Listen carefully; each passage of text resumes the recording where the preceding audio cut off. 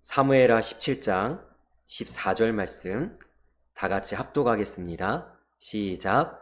압살롬과 온 이스라엘 사람들이 이르되 아렉 사람 후세의 계략은 아히도벨의 계략보다 낫다 하니 이는 여호와께서 압살롬에게 화를 내리려 하사 아히도벨의 좋은 계략을 물리치라고 명령하셨음이더라. 아멘. 우리는 인생을 살면서 이런 말을 많이 듣고 또 우리도 모르는 새에 그 말을 믿고 살아갑니다. 어떤 거냐? 나의 선택이 나의 삶을 결정한다. 이 문장을 좀 생각해 보셔야 돼요. 내 선택이 나의 인생을 결정한다 라고 했을 때, 자, 그래서 사람들은 이런 이야기를 합니다. B와 D 사이에는 C가 있다. 이런 이야기를 합니다. B는 뭐냐면 벌스예요. 나의 태어남과. D는 뭐냐면 데스. 내가 죽는 순간까지. C는 뭐냐면 초이스입니다. 나는 선택하고 또 선택한다. 이런 이야기를 하거든요. 어느 정도는 맞습니다. 네. 우리는 중요한 순간에 선택을 하죠. 그리고 저도 가만히 보면 제가 선택한 것들이 상당히 영향력이 있었던 것 같아요. 내가 어떤 사람을 선택했다든가 아니면 이 길을 선택했다든가 뭐 저희 딸이 이제 가장 고민하는 건 내가 어느 대학을 가나 내가 어느 과를 가나 뭐 이런 생각을 많이 할 텐데 그런 일이 없기를 바래요. 저는 한 1년 뒤에 성적에 의해서 내가 쫓기듯이 아니면 내가 도망가듯이 과를 정하지 않는 일이 않았으면 하는 바람은 있습니다. 어쨌든 우리는 선택을 해야 됩니다. 네. 그러나 그 선택이 나의 인생을 결정한다라고 이야기하는 건 이걸 뭐라고 이야기해야 될까요? 반은 맞고 반은 틀리다 이야기해야 될까요? 아니면 그거는 뭐 맞을 수도 있고 틀릴 수도 있습니다. 뭐 이렇게 이야기해야 될까요? 내 선택이 내 인생을 결정할 수 없습니다. 그렇지 않습니다. 왜 그런가? 몇 가지로 좀 말씀드리겠습니다. 첫 번째, 내가 선택한다고 했을 때 그 선택은 굉장히 제한적이기 때문입니다. 여러분 한번 인생을 한번 돌아보십시오. 나는 무엇을 선택했나요? 뭘 선택하셨어요? 오늘 내가 머리를 해야 되겠다 말아야 되겠다? 오늘 내가 뭐를 먹어야 되겠다 먹지 말아야 되겠다? 여러분 거의 대부분 중요한 선택은요 내 선택의 영역에서 벗어나 있습니다. 무슨 이야기냐면 저는 부모를 선택하지 않았습니다. 아니 못했죠. 저는 저의 자녀를 선택하지 않았습니다. 여러분 제가 원하는 자녀를 하나님 주시는 게 아니더라고요. 그냥 나와보니까 뭐예요? 이런 자녀입니다. 어떤 목사님은 그 이야기를 하더라고요. 자녀는 하나님께서 나를 강력하게 연단하시는 도구다. 아니 안 돼요. 내 뜻대로 안 돼요. 내 자녀인데 내 딸인데 내 아들인데 내 뜻대로 안 됩니다. 내가 가르치고 교육했어요. 너는 이렇게 해야 된다 막 강요하기도 했습니다. 어떨 때는 강압적으로 이렇게 요구하기도 하고 잔소리하기도 했습니다. 그런데 가장 내 뜻대로 안 되던 게 자녀더라고요. 여러분 나의 선택의 영역을 벗어난 선택이 얼마나 많은지 모릅니다. 저는 서울에서 태어났다고 해야겠죠. 경기도에서 태어났는데 어쨌든 제가 태어나는 곳을 결정하지 않았어요. 저는 제가 태어나는 방법을 결정하지 못했습니다. 심지어 제가 불리는 저의 이름도 저의 선택이 아니었습니다. 어쩌면 저희 딸이 나중에 가서 저한테 이런 질문을 할지도 모르겠어요. 왜 이런 이름을 지어줬어? 여러분 내 이름조차도 내 선택의 영역이 아니더라니까요. 결혼은 나의 선택일까요? 의견이 분분하겠지만 저의 경험상으로 저의 짝은 제가 결정하지 않았습니다. 저는 100% 믿습니다. 이건 하나님이 결정해 주셨다. 특히 배우자를 위해서 하던 그 기도를 하나님께서 다 들으시고 저희 아내는, 남편인 제가 마음에 안 들지 모르지만 저는 100% 하나님께서 저의 배우자의 기도를 들어주셨다고 믿습니다. 네, 저는 마음에 듭니다. 네, 그저 웃지요. 여러분, 참 재밌는 사실은 뭐냐면요. 제가 오늘 말씀을 전하는데 이 두 개의 문장이 굉장히 중요합니다. 이거 꼭 기억하셨으면 좋겠어요. 100% 나의 선택인데 그게 100% 하나님의 작정이더라고요. 자, 또 다른 문장을 얘기하겠습니다. 거꾸로 100% 하나님의 작정인데 100% 나의 선택이더라고요. 지금 목사님 말장난 하시는 거 아닙니까? 네, 말장난이 아니고요. 저는 교회를 개척하는 것이 100% 저의 선택이었습니다. 저는 교회를 개척하고 싶었습니다. 저는 부교역자를 13년 했거든요, 한 교회에서. 저는 마음을 먹었어요. 13년째 되던 해. 어떤 마음을 먹었냐? 절대로 다른 데서는 부교역자 안 하겠다. 부교역자 더 이상 못 하겠더라고요. 난 개척해야 되겠다. 그리고 100% 저의 선택이었습니다. 그런데 제가 교회를 개척한 건 100% 하나님의 인도하심이었습니다. 하나님께서 저에게 뭐라고 말씀하셨냐면 나와 함께 일하지 않을래 말씀하셨습니다. 저는 이 개척이 힘든 일이라는 거 알았습니다. 어려울 수 있다는 거 알았습니다. 그런데 기꺼이 저는 나랑 일하길 바라시는 하나님 앞에 나를 내어드렸습니다. 하나님, 저 하나님이랑 함께 일했으면 좋겠습니다. 여러분, 두려웠습니다. 걱정됐습니다. 막막했습니다. 아무것도 내 눈앞에 보이는 것은 없었습니다. 그러나 100% 하나님이 작정하셔서 저를 개척의 길로 인도하셨을 뿐만 아니라 그것은 저의 마음을 다하여 뜻을 다하여 간절히 원하는 소망이었습니다. 저는 정말 개척하고 싶었습니다. 이게 이해가 되시나요? 100% 나의 선택인데 뭐라고요? 100% 하나님의 작정이고요. 100% 하나님의 작정인데 뭐라고요? 100% 나의 선택입니다. 놀라운 하나님의 인도하심이죠. 여러분, 왜 내 선택이 나의 인생을 결정하지 않냐면, 여러분, 거의 대부분의 결정적인 선택은요, 내 영역을 벗어난 것들이에요. 여러분, 머리 색깔 결정하셨어요? 여러분, 대한민국 사람이 될 거라고 결정하셨어요? 목사의 딸로 태어나기를 여러분 결정하셨습니까?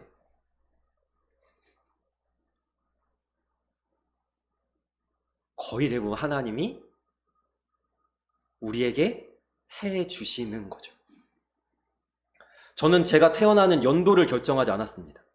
여러분, 제가 태어난 연도를 가만히 생각해 보니까요, 대한민국은 굉장한 질풍노도의 시기였더라고요. 근데 저는 그걸 느낀 적이 없어요. 88 올림픽? 제가 7살 때 88 올림픽이었는데 올림픽이 뭐였는지 저는 기억도 안 납니다. 그리고 마찬가지일 거예요. 요즘에 젊은 세대들은요, 2002년 한일 월드컵, 여러분 그때 태어났거나 그때 젊은 세대를 지나온 아이들은 그게 뭔데 우리는 열광했지만 그렇게 된다니까요. 여러분, 내가 태어나는 연도를 난 결정하지 않았습니다. 왜 내 선택이 내 인생을 결정하지 않냐? 내 선택은 굉장히 제한적이기 때문이에요. 우리는 대단한 걸 선택한다고 생각할지 몰라도 여러분, 그렇지 않아요.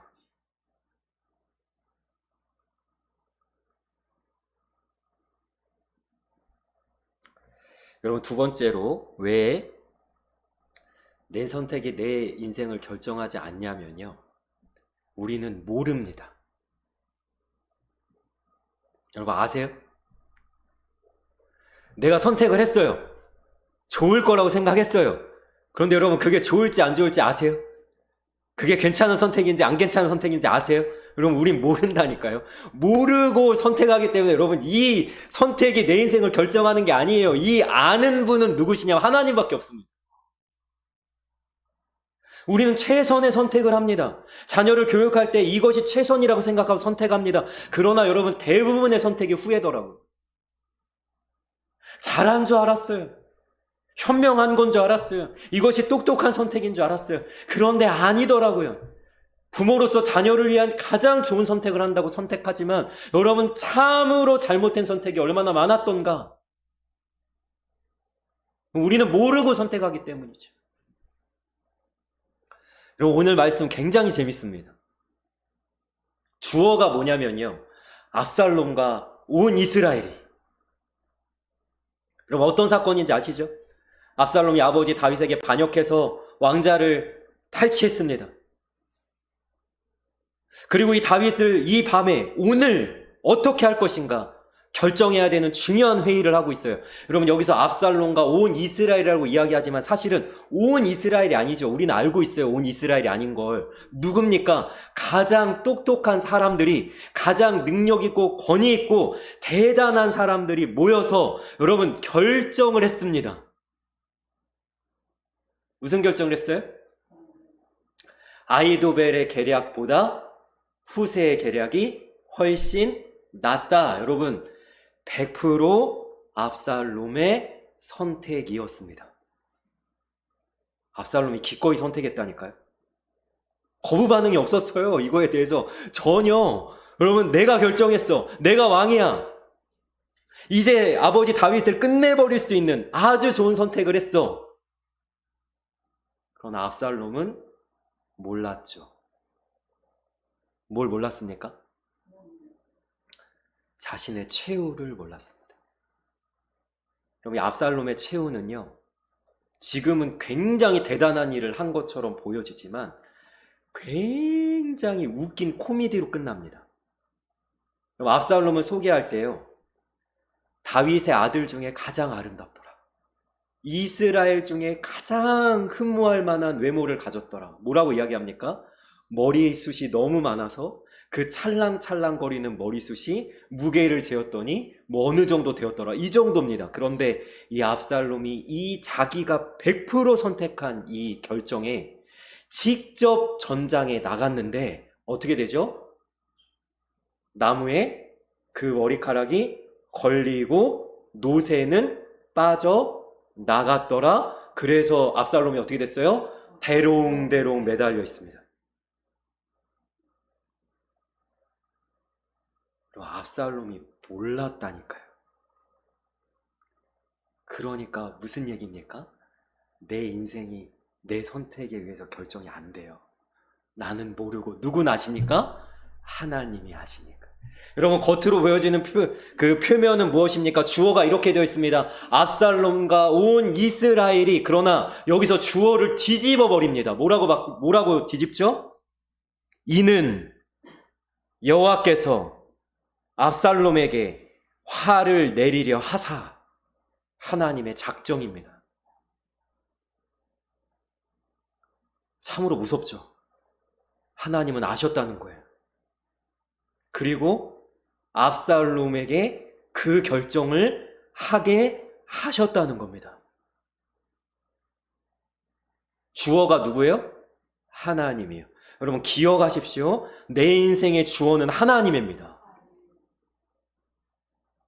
그런데 놀라운 사실은 뭐냐면요, 이게 운명론이 아니라는 거예요. 우리는 운명을 믿는 게 아니에요.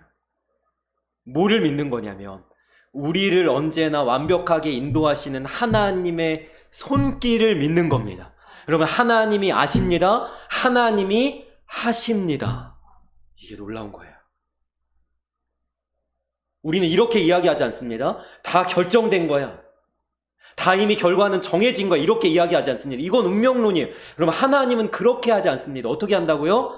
100% 나의 선택이라니까요. 그런데 이 선택이 누구 안에 있다? 하나님 안에 있다. 하나님의 작정 속에서 나는 선택하고 있다. 이걸 믿는 겁니다. 정말 이거를 제가 이렇게밖에 설명을 하지 못하는데, 여러분, 이게 얼마나 놀라운 건지 모르겠어요. 제가 말씀 한 구절 읽어드리겠습니다. 이 말씀 잘 들어보시기 원합니다. 시편 139편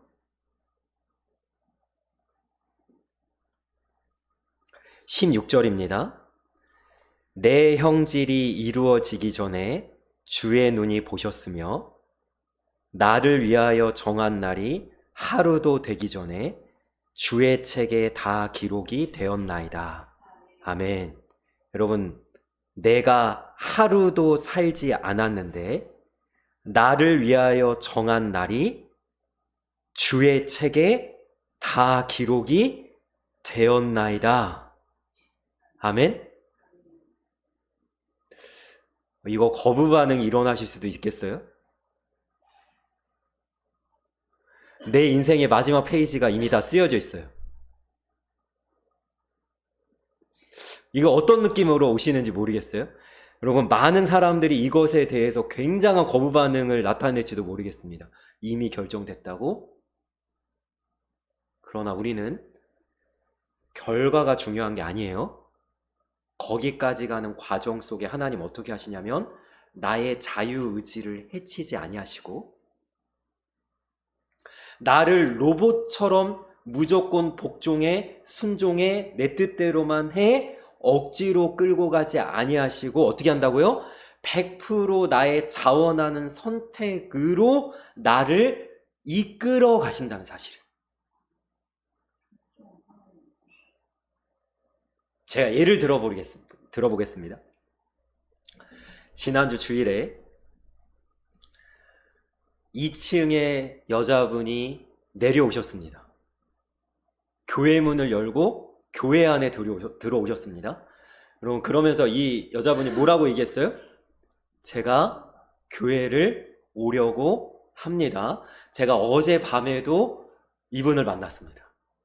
저를 보자마자 제가 이번 주 주일에 갈게요. 아주 밝은 목소리로 얘기하더라고요. 근데 그 옆에 남편분이 계셨어요.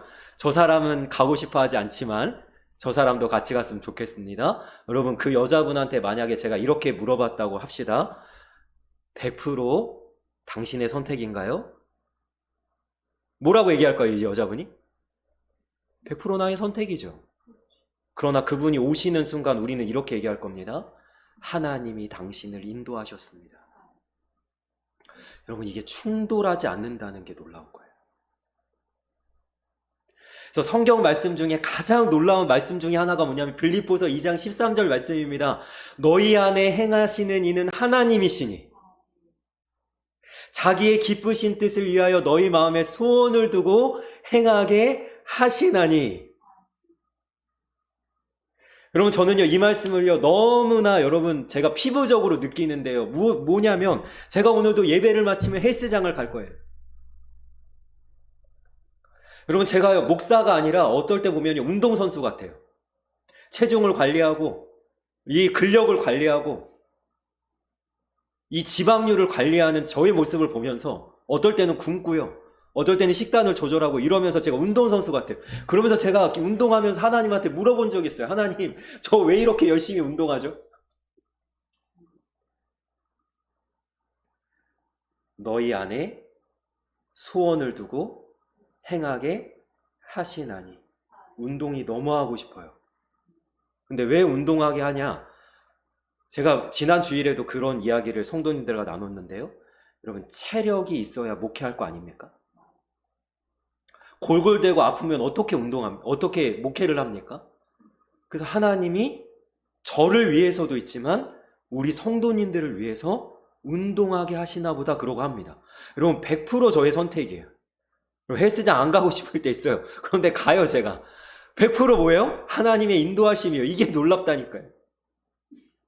어떤 사람은 살을 빼려고 엄청나게 노력합니다. 또 어떤 사람은 살을 찌려고 엄청나게 노력합니다. 여러분, 좋습니다. 여러분, 살이 너무 마른 것도 건강에 안 좋고 또 살이 어느 정도 찌는 것도 또 건강에 또 좋을 수 있기 때문에 여러분 다 좋습니다. 그런데 누가 하시는 거예요? 하나님이 나의 마음을 만지시는 겁니다. 이렇게 하면 좋겠다라고. 이 하나님의 인도하심이에요. 그러니까 우리는 이렇게 고백하는 겁니다. 나의 선택은 하나님의 작정 안에 있는 거예요. 하나님이 그렇게 나를 완전하게 인도하실 거예요. 여러분, 어릴 때 저는 꿈이 너무나도 많았습니다. 그런데 하나님이 그것을 다 가지치게 하고 저를 목사의 길로 가게 하셨어요. 내가 너무나도 의사가 되고 싶어. 나는 의사가 안 되면 죽을 것 같아. 나는 의사가 꼭 되고야 말 거야. 여러분, 그 마음 누가 주셨을까요? 하나님이 주신 거예요. 하나님이 인도하시면 참 놀라워요. 여러분, 그리고 세 번째로 왜 내 선택이 내 인생을 결정하는 게 아니냐면, 여러분, 하나님이요, 모든 것을 초월하여 이 역사를 이루신다는 사실이에요. 여러분, 이 세계를 누가 결정하는 것 같으세요? 이 온 세상을 이끌어가는 게 도대체 누구인 것 같으세요? 미국 대통령? 러시아의 최고 권력자? 이란의 지금 그 모든 것을 결정하는 결정권자가 여러분 이 세계를 움직여가는 것 같습니까? 그리고 오늘 말씀을 보십시오. 압살롬과 온 이스라엘이, 제가 이 온 이스라엘이 모든 이스라엘 사람이 아니라고 얘기했죠. 누구라고요? 압살롬과 함께 전략회의를 하는 가장 똑똑하고 권위 있고 가장 이 전술을 잘 짜는 사람들이 모여서, 여러분, 최고의 머리가 만났습니다. 최고의 권위가 만났습니다. 이 세계를 이끌어가는 모든 수장들이 다 모였습니다. 그러나 그들이 결정하는 것이 누구의 손안에 있었다? 하나님의 손안에 있었다. 이것이 하나님이 얘기하시는 주권자가 과연 누구인가? 하나님 선언하고 계신 거예요. 내가 주관자다. 내가 결정권자다. 내가 이 모든 역사를 이끌어간다. 하나님 선언하고 계신 거예요.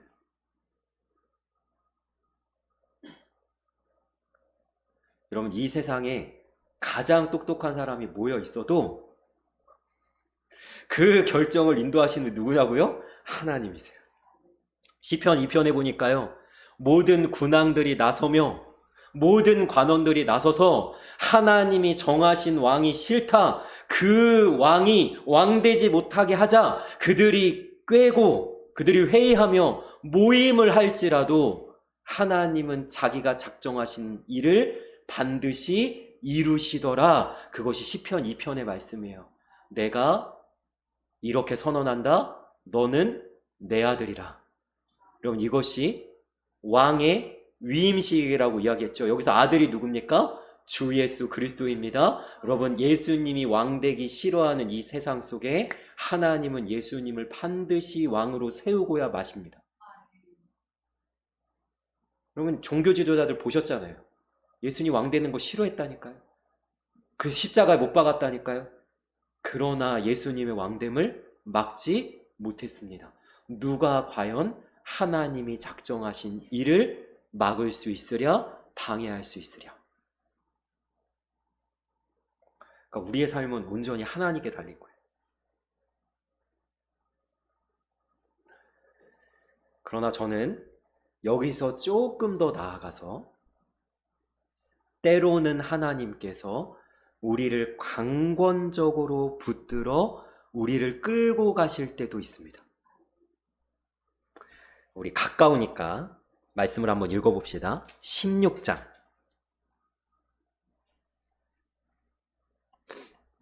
16장.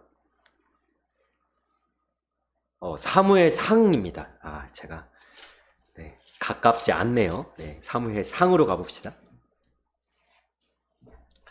사무엘상 16장 1절입니다.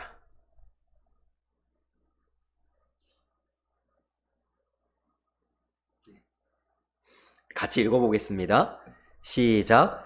여호와께서 사무엘에게 이르시되 내가 이미 사울을 버려 이스라엘 왕이 되지 못하게 하였거늘 내가 그를 위하여 언제까지 슬퍼하겠느냐?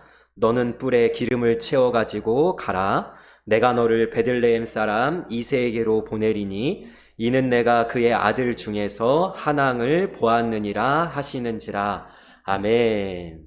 여러분, 이 말씀 아시죠? 하나님이 사울 왕을 버렸습니다. 근데 사무엘 선지자가 너무 슬퍼서 계속 울고 있는 거예요. 여러분, 하나님이 강권적으로 사무엘에게 이야기를 하십니다. 뭐라고 얘기하시냐면 더 이상 눈물 흘리면서 슬퍼하지 마라. 여러분, 사무엘 선지자는 더 이상 슬퍼하면 안 돼요. 하나님 명령하셨어요. 때론 하나님이 우리의 감정을 컨트롤하기를 원하세요. 하나님이 때로는 우리의 가는 길을 멈추기를 원하세요. 때론 하나님이 그것을 강력하게 우리에게 역사하셔서 막으실 때가 있는 거예요. 여러분, 그것은요 저주가 아니라 축복입니다. 이것은요 하나님께서 우리에게 주시는 형벌이 아니라 이것은 은혜입니다. 왜 그런가? 하나님은 이미 다 마련해 놓으셨기 때문이에요. 슬퍼할 이유가 없습니다. 왜 그러냐? 내가 이새의 아들에게서 한 왕을 보았느니라. 너는 가서 기름불을 가져다가 그에게 기름을 부어라. 내가 다 준비했다.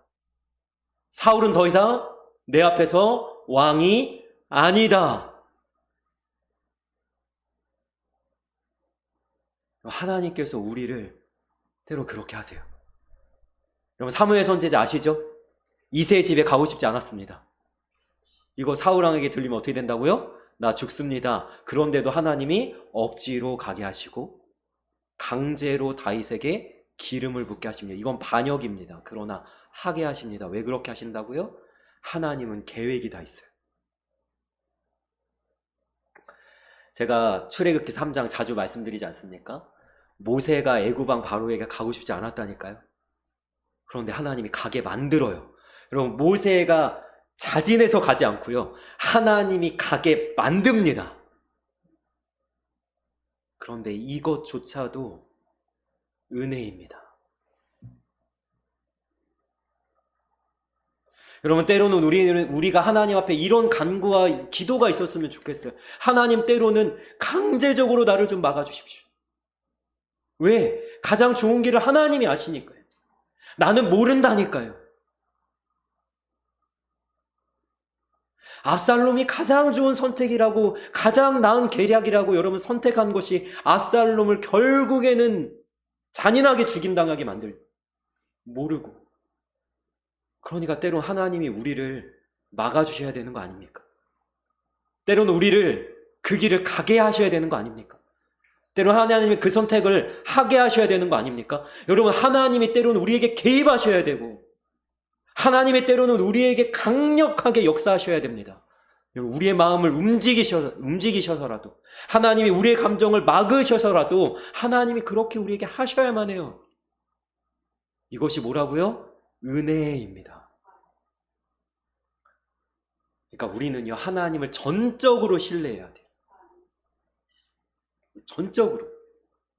하나님이 하시는 일이 다 옳다. 하나님이 가게 하시는 길이 가장 선한 길이다. 하나님이 나에게 가장 좋은 것을 주신다. 여러분, 마태복음 7장에 뭐라고 얘기하십니까? 악한 아비라도 자식에게 좋은 것을 줄 알거든 하물며 나일까 보니 하나님 말씀하시죠. 자녀가 생선을 달라는데 뱀을 줄 자가 누구이며 하나님이 우리에게 가장 좋은 것을 주신다. 여러분, 이걸 믿으셔야 돼요. 그래서 때로는요, 하나님이요 자주 하시지는 않으나 어떨 땐 우리에게 강력하게 개입하실 때가 있어요. 여러분, 저는요 그런 하나님께 감사하고 찬양합니다. 하나님이요 제가 원래 가고 싶은 과가 있었어요. 여러분, 지금도 그 과를 갔으면 어땠을까 미련이 남을 때가 있어요. 그래서요 그 과를 간 한 청년이 있어가지고 제가 막 여러 번 질문을 한 적이 있습니다. 그 과 가니까 어때? 뭘 배워? 이런 적이 있습니다. 그런데 저는 그것을 트시고 신학으로 가게 하신 하나님의 은혜에 저는 감사합니다. 하나님이 저를 이끄시더라고요. 그럼 하나님의 결정은 틀리지 않아요. 하나님의 작정하심은요 우리에게 결과적으로 안 좋은 걸 주시는 게 아니에요. 그 과정 속에 하나님은요 우리를 세세하게 세밀하게 이끌어 간다는 사실이에요. 그럼 이것은 은혜입니다. 우리가 이 말씀 속에서 조금 이제 공부를 잠깐 할게요. 여러분, 이 아히도벨이라는 사람에 대해서 우리가 좀 생각해 봅시다. 여러분, 이 아히도벨은 원래 다윗의 가장 절친이었죠. 전략가입니다. 제가 여러 번 말씀을 드리지만 삼국지로 따지면 제갈공명과 같은 존재예요. 유비에게 제갈공명 같은. 그래서 우리가 다 읽진 않았지만 이 말씀 속에 뭐가 나와 있냐면 아히도벨의 계략은 하나님의 말씀과도 같았다라고 얘기합니다. 여러분, 그런데 이 아히도벨이 다윗의 가장 가까운 사람이었음에도 불구하고 지금 어디로 돌아섰죠? 압살롬에게로 돌아서서 어떤 계략을 짜냐면 나에게 군사를 맡기십시오. 그러면 지금 당장 쫓아가서 다윗을 죽이겠습니다. 왜 이럴까요? 아히도벨이. 성경엔 설명해 주지 않습니다.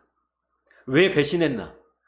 그런데 우리가 짐작할 수는 있습니다. 제가 두 구절의 말씀을 읽어드리도록 하겠습니다.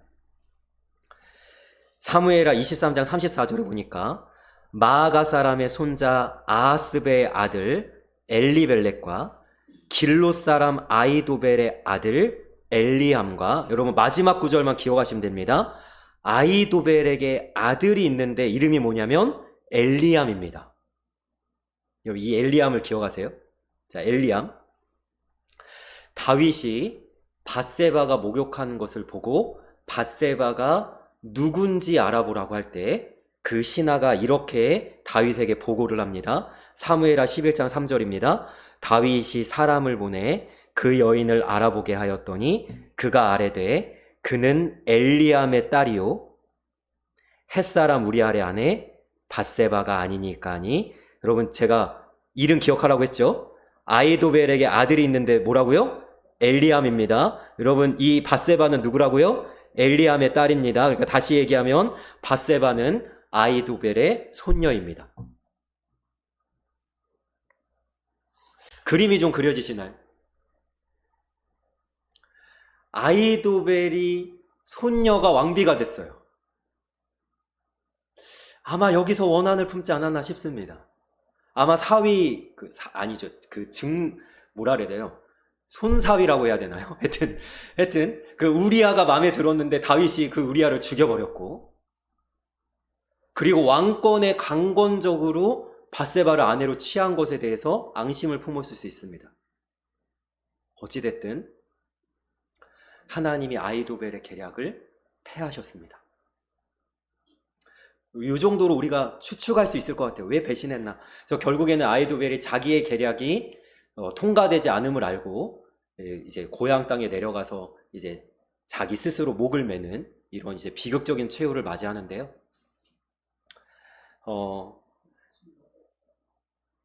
우리가 이 말씀을 이제 좀 생각하면서 그래도 붙들어야 될 하나의 그 모습이 있는데 뭐냐면, 우리의 모든 선택이 하나님의 작정하심 안에 있다고 해도 여러분 선택을 잘해야 됩니다. 우리 좀 전에 말씀 전에 찬양했는데 찬송가 342장 너 시험을 당해 이 찬양의 2절 가사를 보니까 내 친구를 삼가 잘 선택하고. 여러분 선택 잘 하셔야 돼요. 왜냐하면 하나님이 우리에게 자유의지를 주셨기 때문입니다. 여러분 저는 우리 자녀들에게 철칙이 하나 있었어요. 그것이 뭐냐면 너희들이 원하는 삶을 살아라. 너희들이 기꺼이 가고 싶은 길을 가라. 나는 너희들을 그렇게 반대하고 싶지 않다. 그러나 너희의 선택에는 책임이 따른다. 여러분 이것은 하나님께서 우리에게도 하시는 말씀입니다. 하나님은 우리에게 선택권을 주셨어요. 자유지라는 선택권을 주셨어요. 여러분 소소한 것들, 세세한 것들 우리가 선택하면서 삽니다. 이 돈을 어디에서 쓸까? 어디에다 쓸까? 오늘도 선택하셨어요. 수많은 선택을 하셨습니다. 여러분 그 선택을 하나님께 잘 묻고 잘 하셔야 됩니다. 여러분 사울왕이 왜 하나님 버리셨는지 아시죠? 선택을 잘못했어요. 다윗이 왜 하나님께 이쁨 받았는지 아시죠? 선택을 하기 전에 늘 하나님께 물어봤습니다. 우리의 모든 선택은 하나님의 작정하심 안에 있지만 우리는 오늘 주어진 선택권의 자유의지를 사용할 때 잘 선택하셔야 됩니다. 하나님을 가까이 하기로, 주께로 가까이, 주께로 가오니 나의 갈 길 다가도록 나와 함께 하소서. 오늘 결론의 말씀으로 이 이야기를 좀 나눴으면 좋겠어요. 내일 저희 딸이 개학이에요. 방학이 끝났다고 너무 아쉬워하면서 자기가 너무 보고 싶은 영화를 아빠가 같이 보면 좋겠다. 그래서 오늘 영화 한 편을 같이 봤는데요. 그 영화의 그 대사가 제 귀에 영어로 들렸어요. 두 문장이 제 귀에 들렸어요.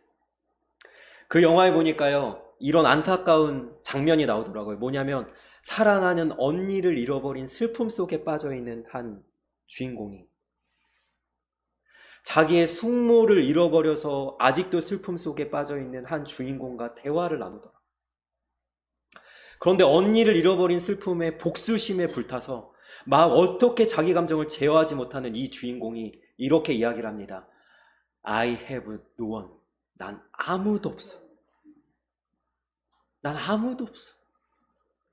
그런데 이 숙모를 잃어버린 똑같은 아픔을 겪은 이 주인공이 이 언니를 잃어버린 아픔 속에 있는 애한테 이렇게 얘기를 합니다. 아니야. You have me. 이렇게 얘기해요. 제가 이 문장이 너무 와닿더라고요. You have me. 근데 이걸 번역을 어떻게 했냐면 내가 있잖아 라고 번역했는데 저는 그 영어의 그 직설적인, 여러분 이 번역이 꼭 맞는지 모르겠어요. 근데 직설적인 번역이 너무 좋더라고요. 너는 나를 가졌잖아. 조금 더 격하게 표현하면 이런 거예요. 너는 나를 소유했잖아. 여러분 때로는요, 우리가 슬픔 속에 빠져 있을 때, 좋지 않은 상황 속에 있을 때 우리는 이렇게 얘기할지 모르겠어요. I have no one. 하나님, 나는 아무도 없는 것 같아요. 나는 아무 소망도 없는 것 같아요. 마치 우리 주일에 룻기를 다루듯이 나오미가 남편도 잃고 두 아들을 잃고 I have no one. 그런데 하나님 뭐라고 얘기하십니까? You have me. 하나님이 이렇게 얘기하는 거예요. 너에게 내가 있잖아. 또 뭐라고 얘기합니까? 룻이 있잖아. 하나님이 저에게 들려주시는 음성 같더라고요. You have me. 우리 하나님을 소유한 사람.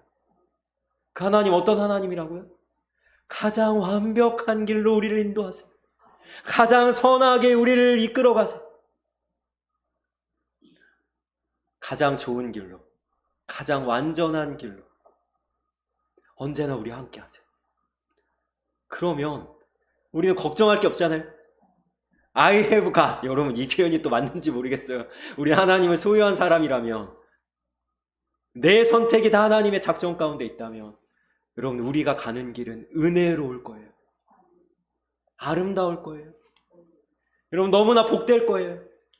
우리는 그걸 믿고 가는 거예요. 우리의 선택은 하나님의 작정 안에 있습니다. 그럼에도 불구하고 우리는 선택을 잘하면서 살아야 합니다. 여러분 이 말씀 기억하시고 우리를 완벽하게 인도하시는 하나님 안에서 여러분 하나님이 이끌어 가시는 그 아름다운 믿음의 삶을 잘 살아내시기를 주님의 이름으로 소망하며 축복하며 축원합니다. 아멘. 기도하겠습니다. 사랑의 아버지, 하나님께서 우리를 온전하게 인도하심을 믿습니다.